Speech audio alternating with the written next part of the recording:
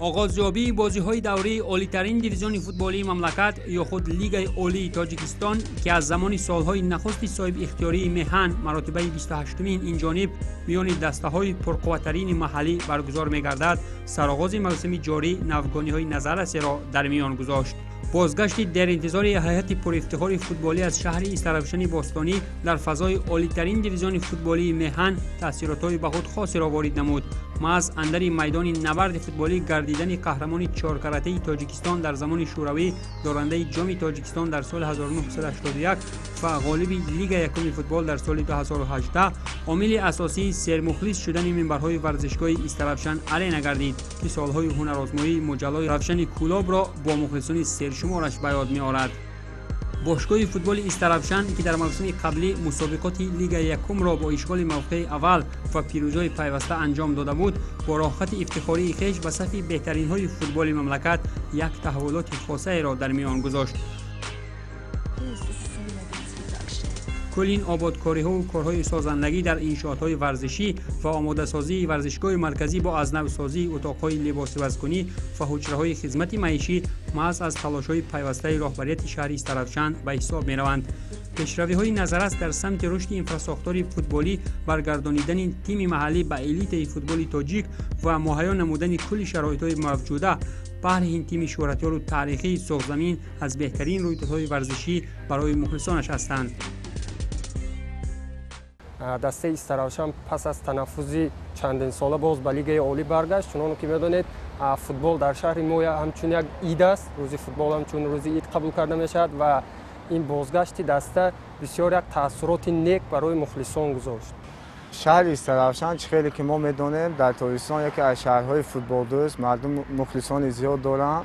عامل‌ها بسیار هم برای توزیع‌های لیگ عالی برآمدن فوتبال دسته شهر استرابشن عامل اساسی این مخلصان زیاد داشتن، هواداران دوستداران فوتبال زیاد داشتن، مخلصان زیاد داشتن.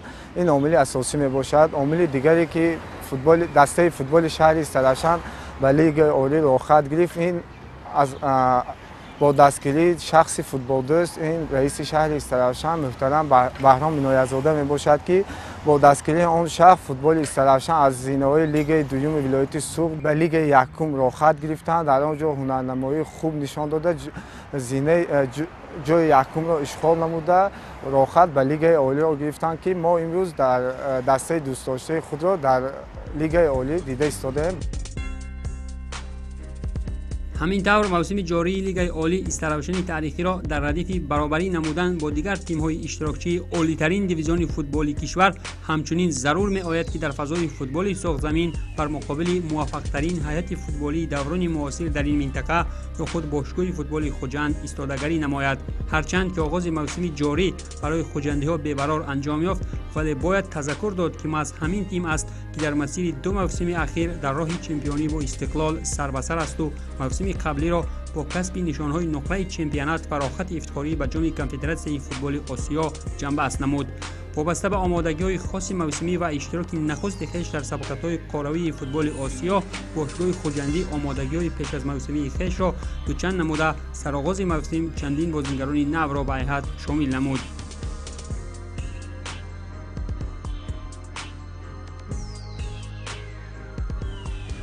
دسته کلوب فوتبال خوجند یکی از بهترین ها در جمهوری ما میباشد و خوجند برای گرفتن جای زینه یکم همیشه حرکت میکند.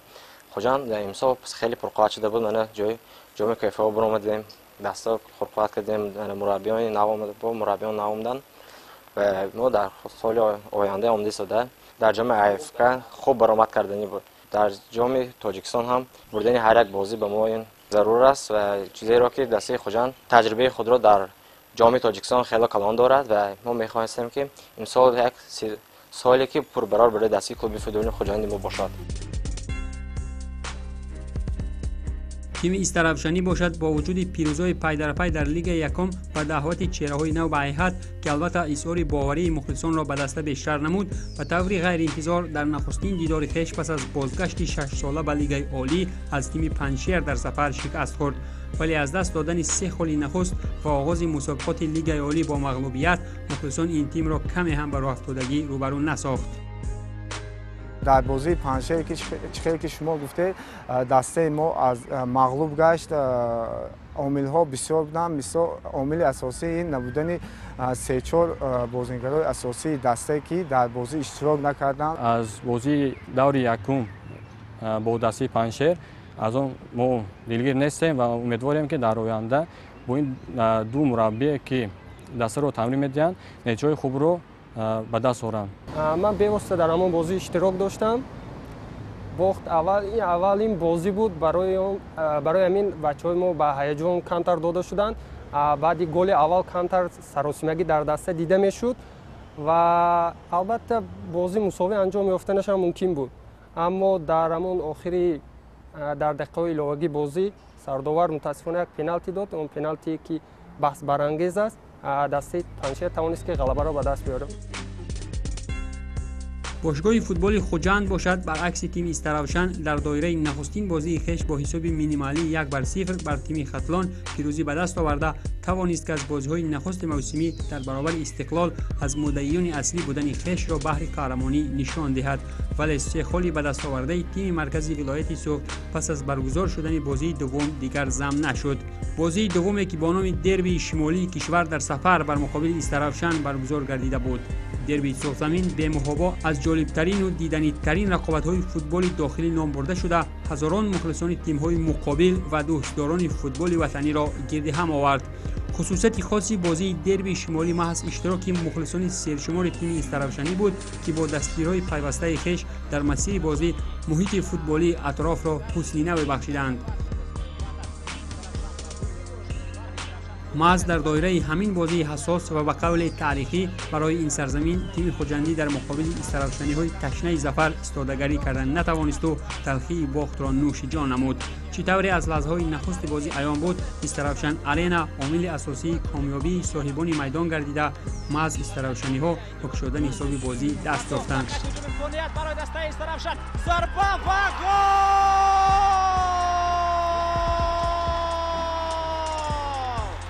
بختاور زاکیروف مؤلف گل میگردد دوستان عزیز و خود اما لحظه بختاور و دیگر فوتبالبازان دسته استراوشن به نزدی همان بیش جای میروند که آنجا مخلصان اشدی دسته استراوشن قرار دارند. گل اول بسیار کامبیناسیای زیبا بود با پرتافت خوب یک مهارت این نشان داد که فوتبالبازان استراوشن مهارت خوب دارند و میتوانند که در لیگ عالی مناسب برآمد نمایند.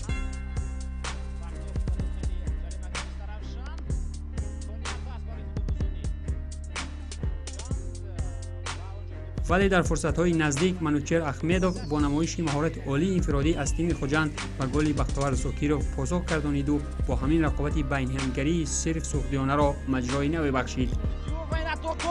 دوستان عزیز گل المپی در اجرای منوچهر احمدوف و حساب بازی اکنون در دقیقه 40 رقابت 1-1 می‌گردد.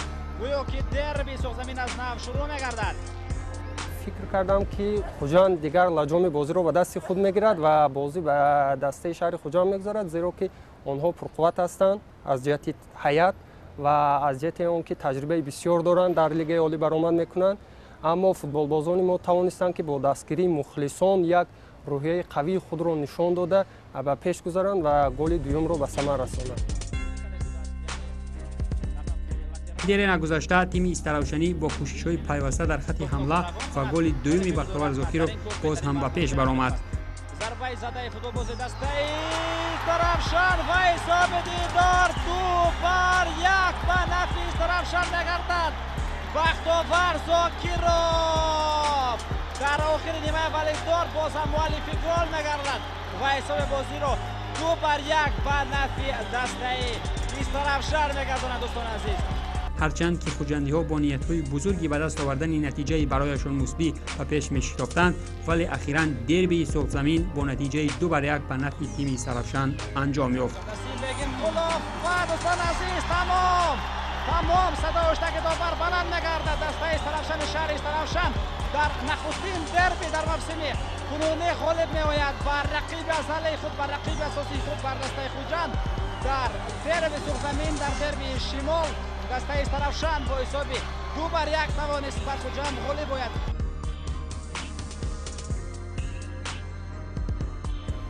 سراول باید قید کرد که هر دسته که به میدان استراحت میآید برای خود دسته لیدر باشد، خود دسته که مثال در بین چمپیونات باشد، برای همه دسته ها در استراحت بازی کردن مشکل است، زیرا که دستگیری مخلصان در ورزشگاه یک محیط میآورد که فوتبال بازان ما با قوه دوچند حرکت میکنند و من باوری داشتم که استراحت در این بازی البته غلبه میکند، چون من مخلص اشدی دسته هستم و همه مخلصان استراحت به این باوری داشتند.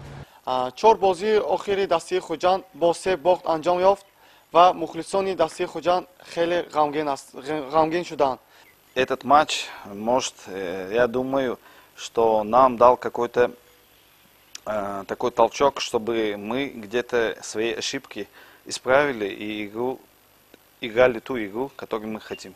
با استراحت بازی کردن اساساً در بازی‌های خانگی خال گرفتن برای دیگر دسته‌ها مشکل میباشد. این در این روز معلوم نیست، این در سالهای پیش هم معلوم بود، برای آنکه در آنجا فشار مخلصان خیلی زیاد است برای بازی کردن، برای مهمانان، برای دسته‌های مهمان بازی کردن آسان نیست. مغلوب گشتن بازیگران دسته خوجان به فکر من از آن سبب میباشد که میدان دسته استراحت در سطح وزمین بود و بازیگران دسته خوجان بازی خوب را نشان داده نتوانستند. این بازی عادی نیست، زیرا که این رقابت تاریخی دو دسته میباشد که طول چندین سالها ادامه دارد و یک این برای فوتبال ما خوب است بودن دربی ها، چون که مخلصان بسیار را جلب مینماید. محض همین باختی در داور از حریف ازلی در دایره بازی دربی شمالی باعثی از وظیفه برکنار نمودن سرمربی باشگاه خوجند نومانجان یوسفوف گردید و اشتراکچی مرحله گروهی جام کنفدراسیون فوتبال آسیا به این وظیفه ویتالی لفچنکو را تعیین کرد. این متخصص پرتجربه تا کجا میتواند که برای تیم خوجندی ثمرآور باشد و خوجندی ها در مسیر بازی های موسم تا کجا موفق شدن میتوانند. ویتالی لفچنکو را ما در تاجیکستان سالهای 2016-2017 دیده بودیم که در منتخب نورسان 19 ساله تاجیکستان آن کس سرمربی تعیین گردیده بودند و بازی های زیبا را نشان داده بودند و ما از آن کس خیلی امیدهای کلان داریم که در دسته خوجان بازی های بسیار غالبیت را انتظار هستیم.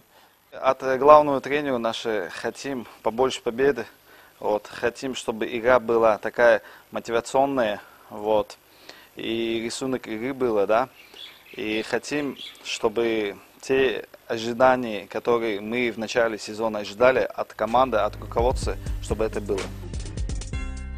هرچند که دربی سرزمین از زمره بازی‌های سرمخلص‌ترین و خاطرماندترین در دایره لیگ عالی شمارده می‌شود، تیم‌های سوخدیانه لیگ عالی را ضرور است که در مسیر بازی‌های موسمی فعالیت خاصه نشان دهند و بهر کامیابی‌های من بعد کمر همت ببندند.